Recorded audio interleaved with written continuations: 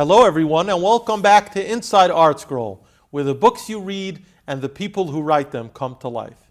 Today I am joined by Rabbi Yechezkel Elias, the author of a fantastic new book on Ani Maamin, on all the Ani Maamins. Thank you, Rabbi Elias, for joining us. Pleasure to be here. Now this is really a groundbreaking work, at least in my eyes, because Ani Maamin is such a fundamental part of Yiddishkeit, the Yud Gimel Ikkarim, Ani Maamin. I mean, it's Ani Maamin. And yet, from what I've seen, there isn't really any comprehensive work on the Yud Gimel Ikkarim until now. You've put out this new book, which Mir Tashem is going to be bought and used in Yiddish homes across the globe. Tell us how you came to get involved in this project. I certainly hope so. Thank you for the bracha for Hatzlacha. I hope it finds a welcome audience in Klal Yisrael. I would say, in fairness, there are other works out there. In my research in writing this, going back to the drawing board, we sat down to give shiurim on this. I'll talk about that shortly, Mir Tashem. But there are svarim out there, there are works out there. Lashon Kodesh is a tremendous amount. But it's important to differentiate the different types of works and different types of targeted audiences. You know, who are the mechabrim or the authors aiming for? I do think, and I do feel very strongly that, in the sense of what we're trying to target here, it's a novel approach in terms of today's day and age, what we need, and in that sense. But to say which is actually what I was going for, is that in English, in an understandable translation with commentary, that type of work, I feel that your new work is very, very unique in that sense. Thank you for that. Well, the goal here was, really, truth is that there, I would say, more or less, at the risk of oversimplification, the works up until this point that I'm familiar with are the ones widely available. I don't claim to know everything out there. Klal Yisrael has put out a tremendous amount of literature. There are svarim out there that people use the Ani Maamins as a springboard for all types of shmuzin and ideas and topics that they want to talk about, and it's really just a springboard to get into a bigger topic without really staying true to the mission of the Ani Maamins itself. Other svarim go to the other extreme, and they have the Ani Maamins where they're really focusing on the text and pretty much that alone, saying what the words are. Those are the two of the more recent things that have been put out. The literature has been out, again, in multiple languages. I would say that. Now, you go back well further back, times of the Rambam and Rishonim or others who've dealt with these inyanim. We have long-winded, very intense hashkafa matter.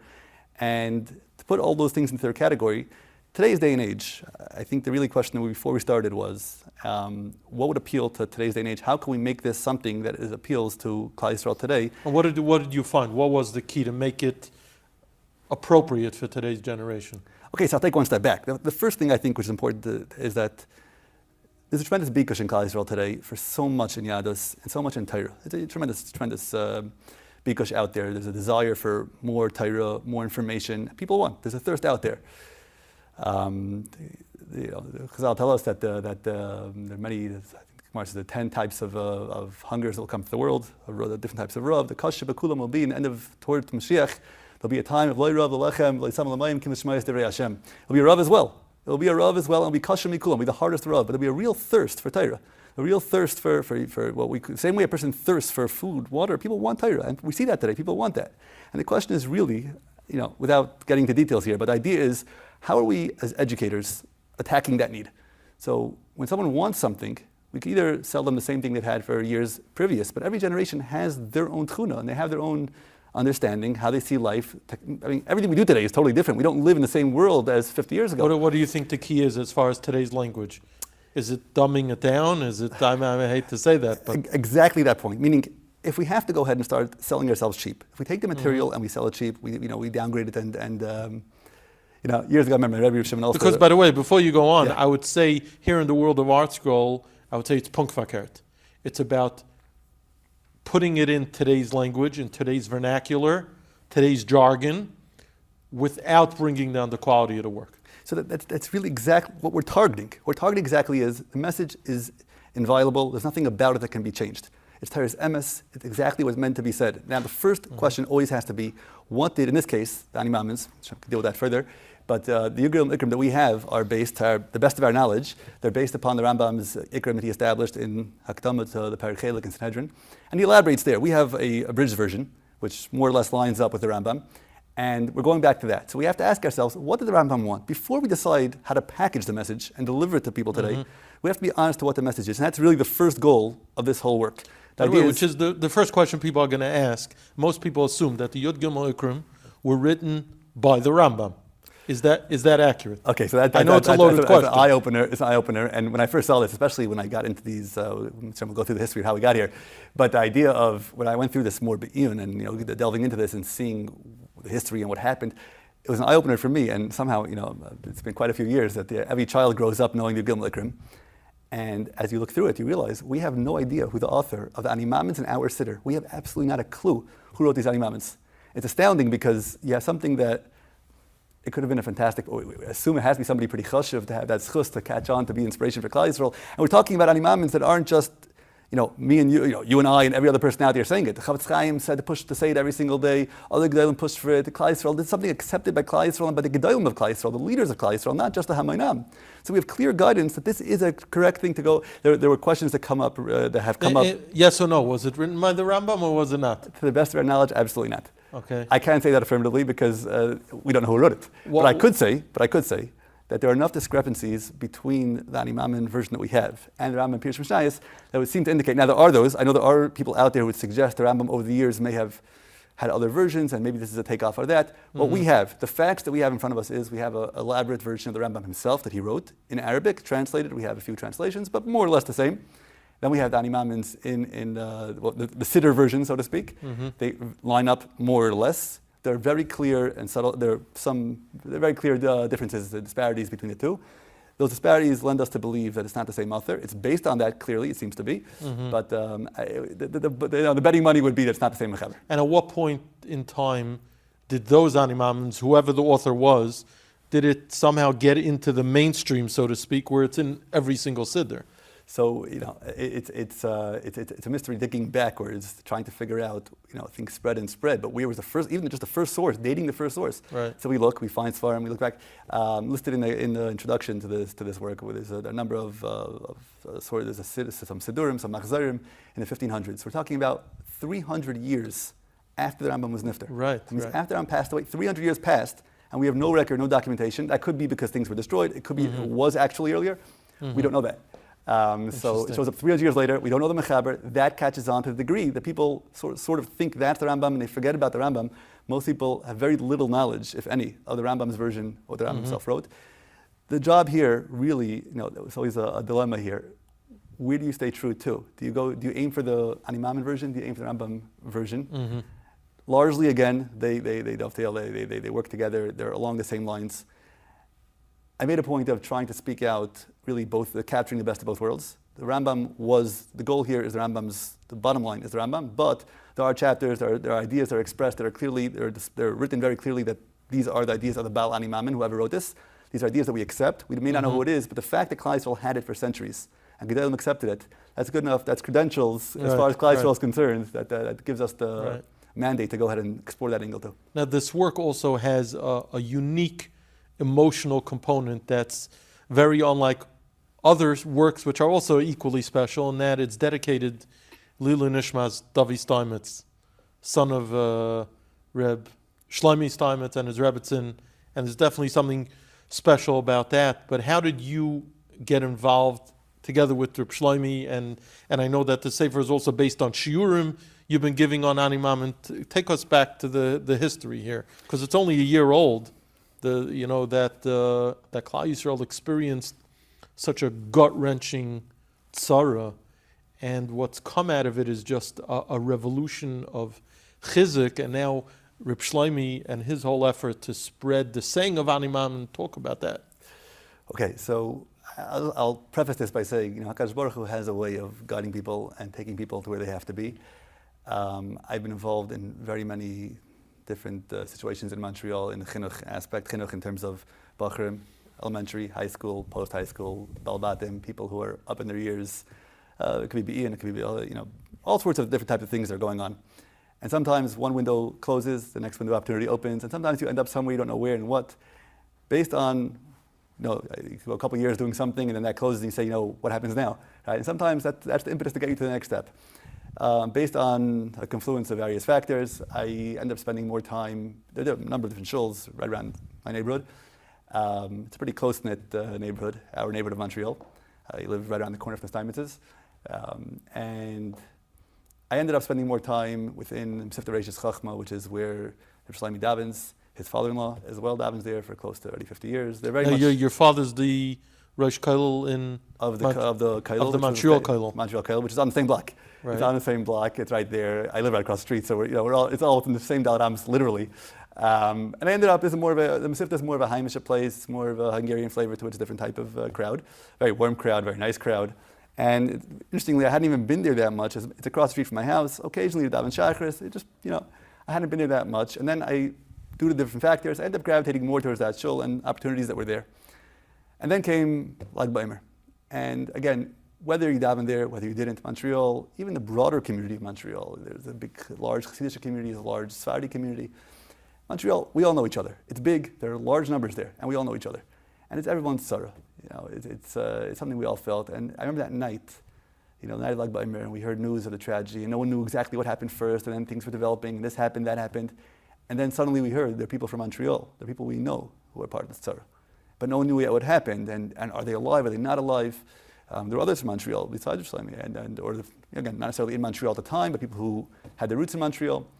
And the whole night, people were saying Tehillim, and people were just in that pensive state, not knowing what's going to happen. And again, there's a personal, became like a family. You hear in the news today, we become sort of, desensitized to anything going on there in the world. We hear this, we hear that, and today the flood of media just sort of desensitizes us. But when it hits home, it hits home. And this is Eretz Tzara. And we heard the whole night they were waiting, and then we came to Shachris, and we all, different people heard earlier, later, but we all heard the news, and it was a tzara for Montreal in particular. Sure. It hit us very hard. Many people around the globe, everyone had a personal connection to someone there, but it's something very personal. So at that time, during the Shiva, sitting there with Yerushalayim, and it became such a passion for Yerushalayim that he's going to take this. He spoke by the Levaya. Whoever saw the Levaya, it was heart-wrenching to see, but it was passionate to see. I got phone calls from people afterwards who said to me, Yerushalayim, he's not from the Tzadikei Hadar, the Gedolei Hadar. This is a simple Pashat Yid who can stand by his own son's Levaya. And he gets up and says, Ani Maamin, this is it. Unbelievable. A person called me from Florida. I got a few other phone calls. And we're schmoozing with people. And people were inspired by seeing this, how he himself, it's easy to talk the talk, but this is somebody's own son's Levaya. Son's in front of him, and he can get up there and say, we trust the Eibishter. And he did this. He came home from Eretz Yisrael, he was by the Shiva, and this became a message that he was going to carry and develop. When I spoke to Shlomi, we were talking about by the Shiva, the videos that went out of the Olam sitting around and singing Ani Maamin. It was surreal. It was hard to believe, and it was hard not to join in the emotion and crying of the moment, because everyone was swept up in that moment. It was really unbelievable. Yeah. So Shlomi himself, as well known, he's been on a mission to make this, Ani Maamin, everyone's property, everyone's passion, and starts at home base. So in Mesivta itself, after davening, people should say Ani Maamins. Interestingly, the Rambam himself has a strong aversion to institutionalizing saying Ani Maamins. He mentioned this in Truas. We're trying to speak about this. Some people know about this because there's a question of halacha about standing by the reading of the Sefer Dibros.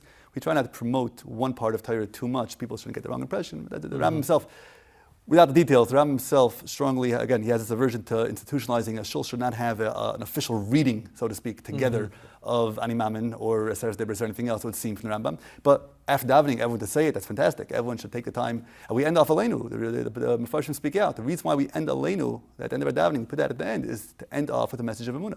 That's all it's all about. We walk out of shul, walk out into your life with Emunah. Shlomi started at home, his home base in Mesivta. It's a family, it's a shul, that's where he is. And the Baal Batim, the people there, were saying this every single day. And I had a conversation with some of the Baal Batim there who I had grown to have more of a shaykhus with, more of a kesher with. And they were discussing how we have these Ani Maamins in Siddur.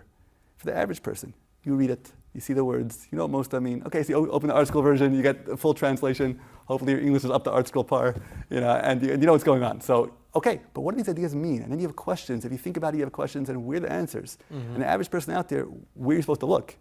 People aren't going to start looking up, and again, there was no easily accessible work. If you want to sit down and learn something in philosophy or something else, or the other works out there, it's fun, they're very intense.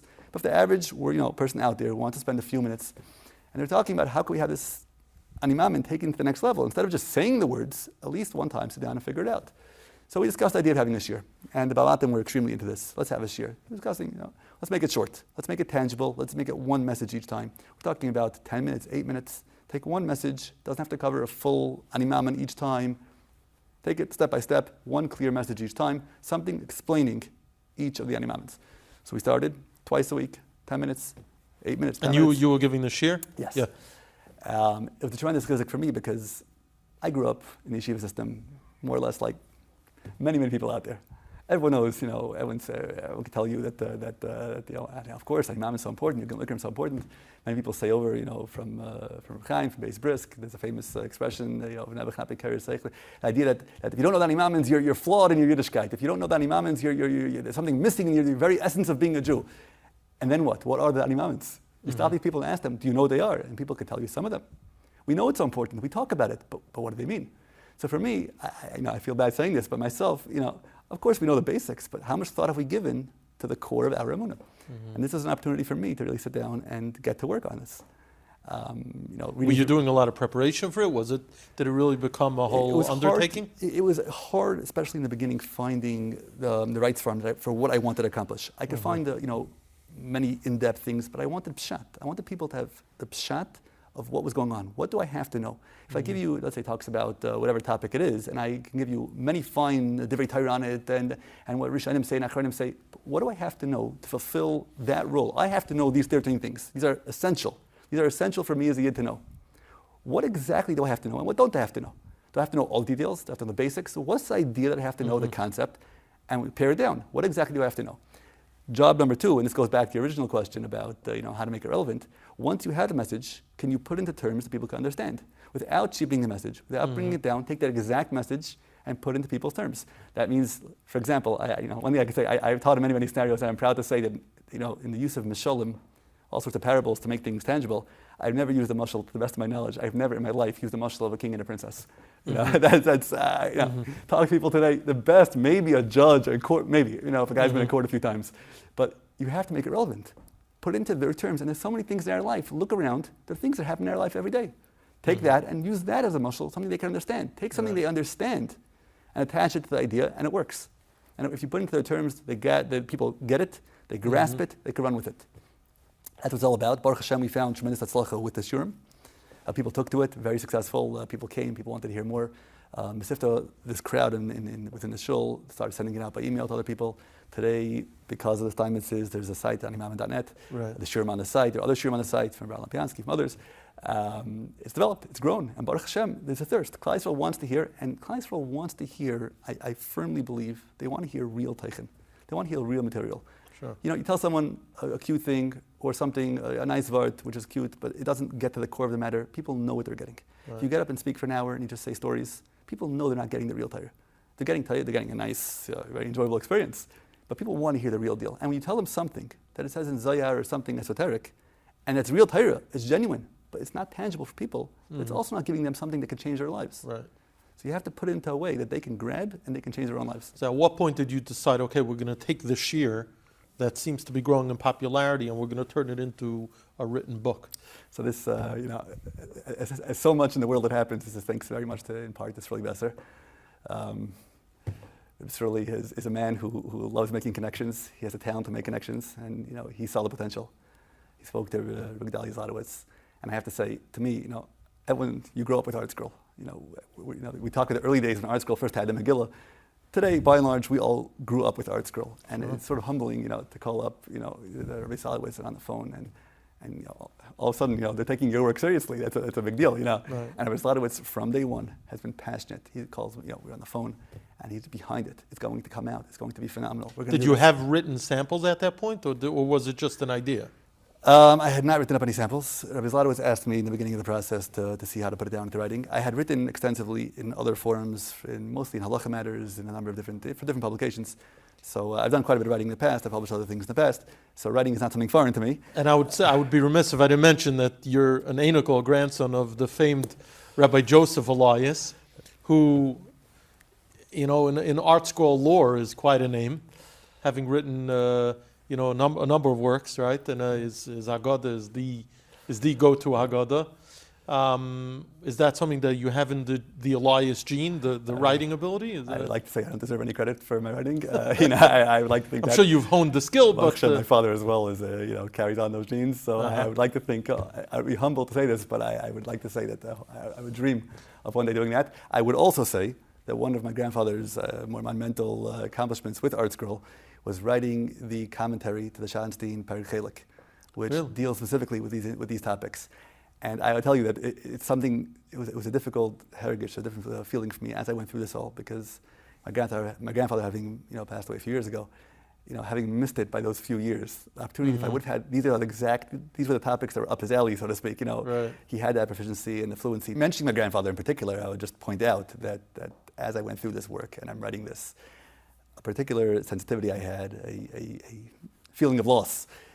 My grandfather, one of his monumental accomplishments was writing the commentary to the ArtScroll Shahnstein edition, Perek Chelik, the Perek in Masechtas Sanhedrin, which deals with precisely these topics, Mashiach, Emunah, the basics. All those topics are covered in that Perek, and it's precisely there where he excelled in bringing that to Klal Yisrael.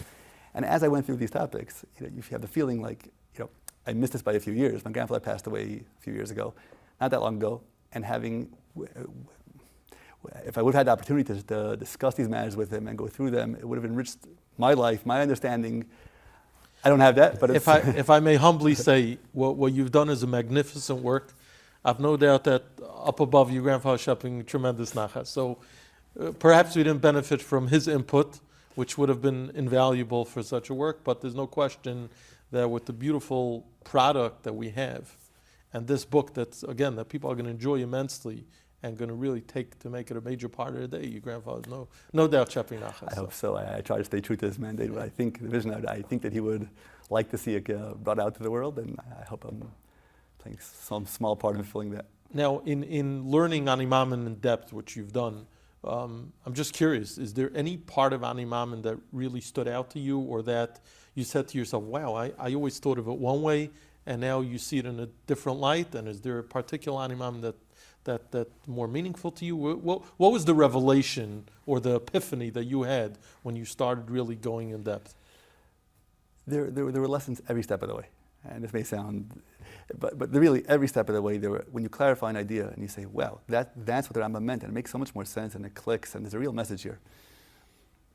I would say, the particular, as each person finds something insightful, Amir Hashem, as each reader goes through, the work, they'll find things according to their own life experience, what they took for granted, which may be true, not true, modifiable, or something along the lines. Hopefully, everybody should feel enriched. There's one point which really became clarified as I went along this work, and that is, when we talk about Emunah, what does it mean? The words Ani Maamin, I believe. Everyone says, I believe. Emunah by itself just means I believe something. A fool can believe anything. The words I believe by themselves don't really have any connotation. I can believe what I want to believe. What does that mean as a Yid? And one thing that we really get from the Rambam, and this is something I really felt as you go through the work, and it becomes more and more clear, and each of these ideas contribute to this, and that is, the Rambam wasn't writing random concepts. He wasn't writing random ideas. So I'm not going to refer to one specific idea, but the sum total of ideas. It was not about we have the ideas okay, I check off the box, I believe in Hashem, check, I'm done, that's it, we're good to go. The Rambam was addressing life as a Yid. I'm a Jew, I live in this world. What does that mean? Where am I going? What's my direction? He put together, there's the word Ani Maamin, that I believe in something, but what is that something? That something has 13 pieces.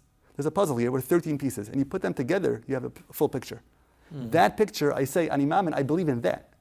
So the question really starts, we focus so much on Ani Maamin, I believe, but forget that a second. Before I get to Ani Maamin, let's take a step back. What am I believing in? What are we talking about? We're talking about a way to view your own life. It's a whole paradigm. It's a way to view everything differently. It's a way to view a mission in life, my goals in life. Why am I here? Where are my instructions? Where am I going? And then I say, well, that's a whole way to view life. I believe that this is what my life is about. Right.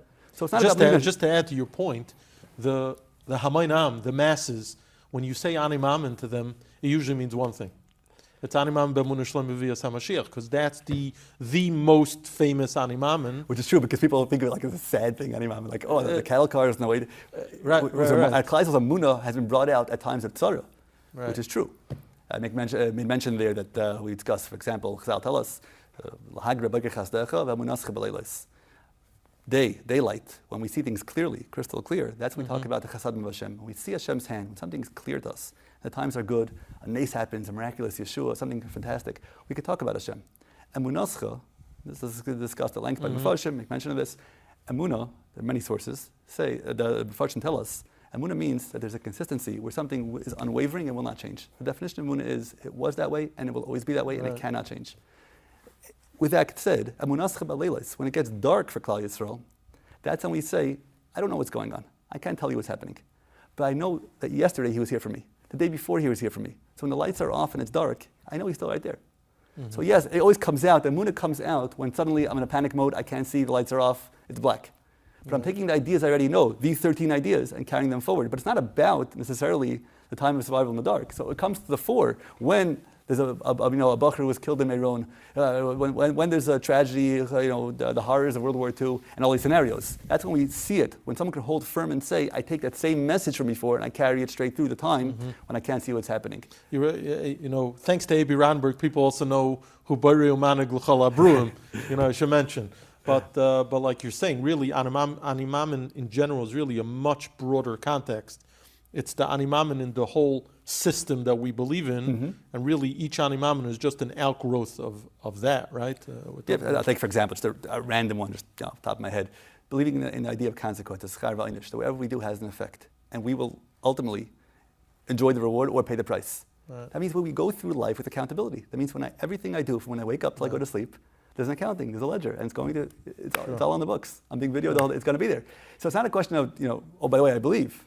If I know that everything I do is on record, that means I better be very careful what I'm doing. It's not by the way, it's so integral to who we are, what we do. So that's what we're discussing. And the Rambam. But people will ask you, the Ani Maamins were instituted to be said, but really, how do you apply it tangibly? One step back. The Rambam did not institute Ani Maamins to be said. The Rambam put down the 13 ideas without writing the word Ani Maamin at all.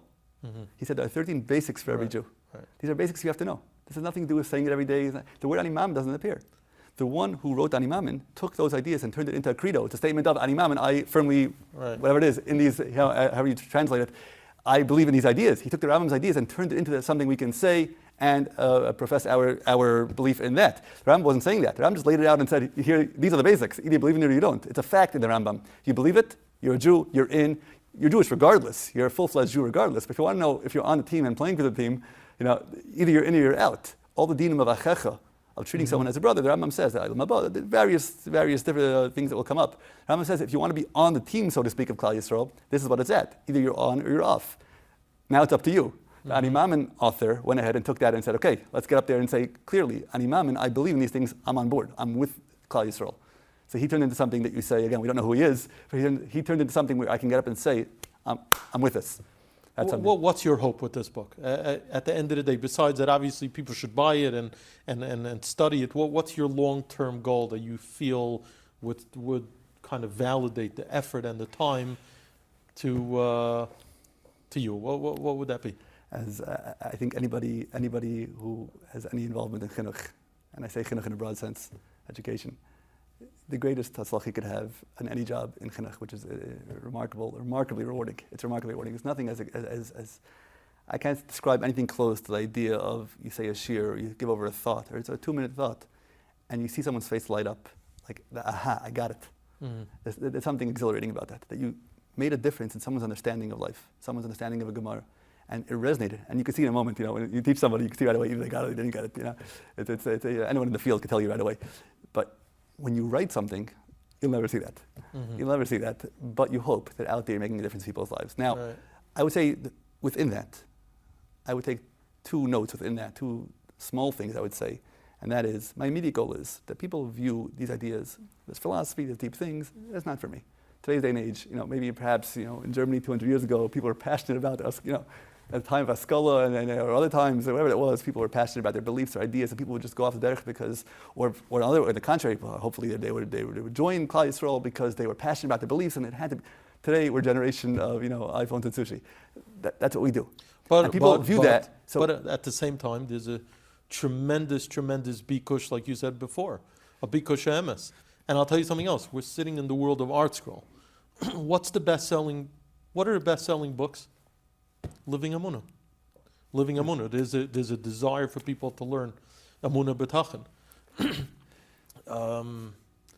You have people like Reb Shalom Mordechai Rubashkin, who's selling a message, and he's the most popular message today. Wherever he goes, people flock to hear him.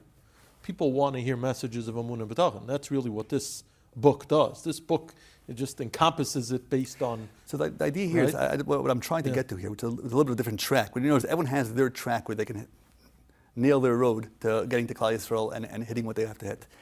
What I was trying to hear was that the depth of the ideas should be something which is not seen as being something aloof, something esoteric, something, for the people who, the really brainy people out there who like to learn philosophy for the fun of it, Every Yid in Klal Yisrael, the Rambam says, we all have to know this. And it means every Yid should and can understand this. This is not the domain of the philosophers. This is not the domain of the people who are tremendous Bali Machshava, people who spend, the people today, we are privileged to have tremendous Bali Machshava today, who know these things well. But every Yid in Klal Yisrael has to know this. So the first goal, I would say, just to go back to your question, the first goal is every Yid in Klal Yisrael should have a firm awareness. Again, we talk about Emunah, everyone says, Ani Maamin, that's great. I'm past that. I want every person to understand that the ideas that we have to believe are tangible, they're real and they're tangible. You can understand them, you go through this, or there's this Sefer, there's this work, you can do anything else you can find, find something to put into your terms that you should feel it's not out there, it's right here. You can hang on to it, it's real. Number one, the very awareness that it's not something we just say, I believe, and close your eyes. The ideas of what we believe, those very 13 ideas are all things that you can grasp. You can know it, and know it well exactly what it means to be a Yid, and understand it. So the first accomplishment I would dream of accomplishing is to take these ideas and put them in people's hands that they can walk around saying, there's something I know, something I understand. I'm not talking about level, whatever it is, but on a simple, basic level. It's tangible and it's real to you. That's number one. Number two, and which is really the end goal, is that people should view their own lives differently. Emunah is not something to die with. It's something to live with. It's something to live every day of your life with.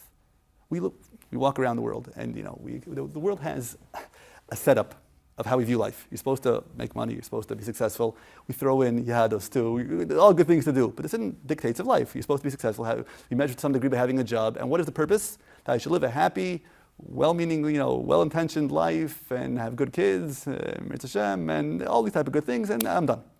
But if you do that, you can focus on a reality sort of dictated by the world at large, with our version of it, so to speak, with throwing in mitzvahs and everything else, and still not be in tuned to what your own mission is. There's a reality, and there's a different reality. There's a reality and something behind the scenes. I mean, just b'derech mashal. You look around this room. We have svarim, beautiful, ornate svarim shelves, full of all sorts of svarim. Let's say I turn around to these shelves, and I tell you, guess what? These svarim, they're not real. They don't exist. These svarim shanks, they ain't there. It looks a little strange. Right? Go over, check it out. Right? And yet, you look at me, as much as that could be true, I tell you there's another version out there. We're sitting in a room with no svarim shanks, and it's all your imagination. It's real, but in a different context. If I tell you that, you look at me a little strange. But yet, I'm telling you the same thing about our world. We look at the world and we say, you have to make money, you have to be successful. Hold on, there's something else happening. There's a different reality happening here, and we have to pay attention to it. There's a Kadosh Baruch Hu, and he put me here on a mission, and I have to do something. And I don't measure success the way the world measures success. What's my mission? The mission is he created the world. The mission is there's chayv einish. The mission is there's accountability. There's going to be an end game. There's going to be Mashiach. There's going to be a time that the world comes to perfection. There are things along the way. How do I know the mission? Where are my mission orders? So for that, Akash Baruch Hu gave me a Torah. These are all parts of my goal. Can I interrupt you for a second? Because we're talking to an audience predominantly of adults, right? Most people watching Inside ArtScroll are adults. They're grown, maybe married, maybe have children. These are such basic fundamentals that you would think that by the time someone is 10, 15, 20 years old and they've gone through the yeshiva system, they would understand these very fundamental concepts. Schar v'oinish, we live for a reason. We don't live to make money and live an easy life. We live to accomplish. Olam hazeh is doim le'proizdar, olam haba doim le'traklin. I mean, someone might say, if you don't have this down pat, but and on some basic level, by the time you're, whatever age, you're behind the eight ball. Like, what's going on? So, and let's say we are. So we have to. But I'm just saying, That's right? Our goal. My goal at this point is. I'm kind of lamenting, in a nice way, that people could go through a whole educational system and still not have this ingrained in them. You don't want to get into shaky turf here, but I'm not trying to say anything controversial. I will just say, saying, I will really, say that, right? Is that a valid point? It's a valid point. I understand that it's a lifetime work. True, but the to basics, really should be internalize down it, but pat. the The basics basics should we be should, there that right? people should know. But I will say, Yeah. we have systems today, we have yeshivas today, they're doing a phenomenal job. Obviously, some are better, some excel, some do well, some others. We have dedicated rebbeim and mechanchim out there. I can't tell you every situation, whether every yeshiva puts priority on this, whether they don't. I don't know.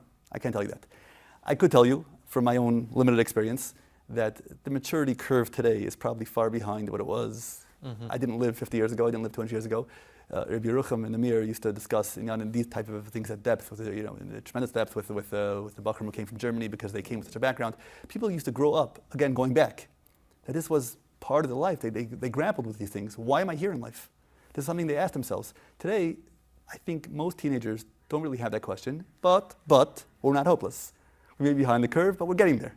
So at some point it's going to happen. Now, if a yeshiva gave a shmooze in the 10th, 11th, 12th grade, Beis Medrash, and he didn't address it fully, or he couldn't because of the maturity level, it happens. But one thing's for sure.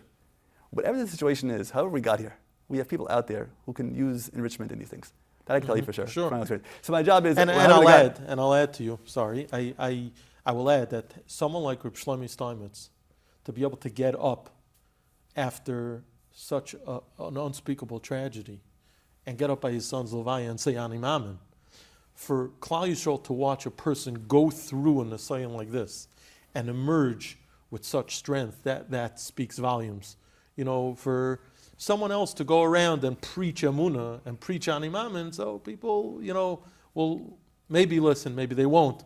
But when someone goes through something like that and still is able to stand up and say Ani Maamin b'emunah shlema, that's more powerful than anything else. That's why a book like this, to be dedicated by him, Lila Nishmas' son, and the amazing work that you've done in elucidating it, that combination is unmatched. And that's why I think, Amir Hashem, the Sefer, this book, is going to resonate with people on a different level. There's going to be a very special Siyata D'Shmai, Amir Hashem. In terms of making it relevant, I would add that Baruch Hashem, I had the opportunity over the past 2 years to work at a number of opportunities of chinuch, but particularly one of them is at night. I teach quite frequently the past pretty much 4 years at Yeshiva Montreal, run by ArtScroll's very own Rabbi Sherman's son-in-law, geared towards Bachram who are post-high school. They're out of high school, they are working other scenarios, and they come to learn. These are a challenging crowd. They have questions, and our goal always has been, we come into Night Seder every night, and the boys all know. The first thing is, when you come to Night Seder, they're entitled to ask any question they want. Everything is on the table, whatever you want. The only thing that's off limits is people. You cannot ask a question about a person, but a question about any topic you want, which means that on my end, my job as a mechanech is to stop and think, these are people here, and they want answers. Whatever topic is, if I can't explain to them quickly, on the spot, in terms they can understand, I lost a chance. And if I lost a chance, I lost them. And then it all spirals. It's been a great experience the past couple of years. It's an opportunity that was gifted, and Baruch Hashem, from that, I think it developed really the ability, it helped develop that ability within this work to really plug into other people's brains and say, what bothers them? How do they think? And how can I put this into terms that they understand and something that will be meaningful for them, that they can grab and be tangible for them? If I understand it, it's great. But I have to take it from there and put it into their terms in their world and the people out there. And when you have a disparate crowd like that, which is challenging, wants answers, and they're not people who necessarily are of the yeshiva mentality, so you have to be able to take that idea and put it into that framework. I think it's something which is very, very beneficial and really played a role in putting this work on the table in a way that will be tangible for everyone out there. Any final word that you want to say just as we close the conversation? I think the work speaks for itself. I encourage everyone to read it. Hopefully it should enrich your life. But it's definitely true that, just to go back to what you just said, the greatest, we look to Gedolim as leaders, but sometimes the biggest role models we have are the people around us. We have people everywhere. Somebody in Shul knows how to daven, somebody knows how to learn. We watch them, we say, he's doing something special. The regular, simple Yidden around us can be the biggest role models if we pay attention to them. Mm-hmm. Someone like Shlomi, in an extreme situation. I remember years ago, I was living in ArtScroll, and one of the people in the Kehillah, meaning Avrechim, somebody flew to, his father was not well, he flew back to America, his father was nifter, he flew with Arain back to Eretz Yisrael. And he came in right before Shabbos, and then came Shabbos. So he came into Shul on Shabbos, and he got an aliyah, and he benched Kaibel. And he said, thank you, Hashem, Shemlani Kol Tov. I remember sitting there watching. There's somebody who just went back. His father was not old, to the best of my knowledge. His father was nifter. He just went back to be with his father. His father was nifter. He's coming back in a state of tragedy. And he could stand by the bima and say, thank you, Baruch Hu, Kol Tov. You do everything good for me. You always take care of me. It's something a Yid can do, and we do it all the time. Pay attention to people around you who are doing this. And I'm talking not only about the Emunah and tragedy, but the way we live our lives. The people who live, the people all around us, in every shul in Klal Yisrael, you'll find somebody who lives his life with a passionate purpose in life. Let's be those people. They're there. Follow them, emulate them, live with a purpose. These Ani Maamins are here to give you a guide of how you should live your life. It's not about just saying I believe. It's not about just believing in Mashiach. It's great if we understand, if you ask the average Yid, why do we want Mashiach? What for? And hopefully with this he'll be able to answer. What's the goal in Olam Haba? What am I aiming for? Am I just aiming for a luxury vacation that I can't afford down here, so I should get it when I get upstairs? Hopefully you have a more mature idea than just that. These are all ideas we should develop. But the sum total of all these ideas is to give a person a way to go through life, starting from today, when you pick it up and look through it, hopefully, I would hope, in the richest Klal Yisrael, to pick yourself up and to change the way you live into a better life, a motivated life, a passionate life of purpose. Just to have purpose in life, to know where you're going, what life's all about. It's our life. We're living it. Do it educated. Mitzvah Hashem. Thank you so much. Glad to be here. Thank you for the opportunity.